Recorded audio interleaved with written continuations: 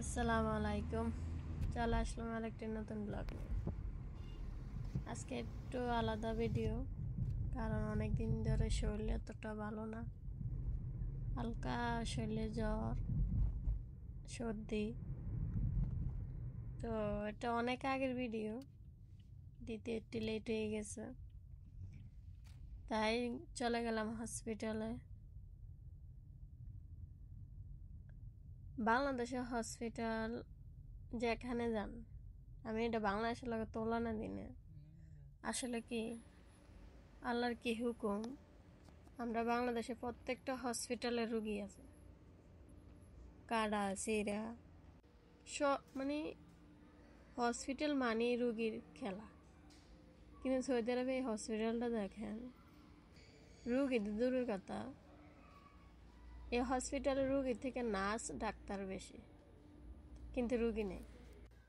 আর বাংলাদেশে রুগীর থেকে ডাক্তার কম, রুগী এতটাই বেশি যে ডাক্তার টোকায় পাওয়া যায় না।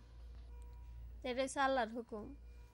কি নবীর দেশ বলে এত শান্তি না, চলাফেরা খাওয়া দাওয়ার উপর নির্ভর করে।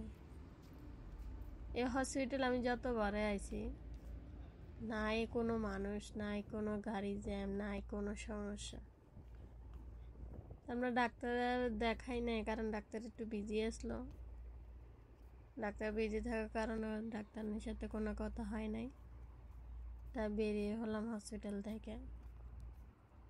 হসপিটালটা সাইডে এত সুন্দর, মানে একটা বাসা, ফ্ল্যাট বাসার মতন, এত পরিষ্কার পরিচ্ছন্ন, যেতেই মন চায়। আর বাংলাদেশের হসপিটালে, সরকারি হসপিটাল, সবাই জানে অবস্থা কি। তো এটা বাংলাদেশ না সৌদি আরব।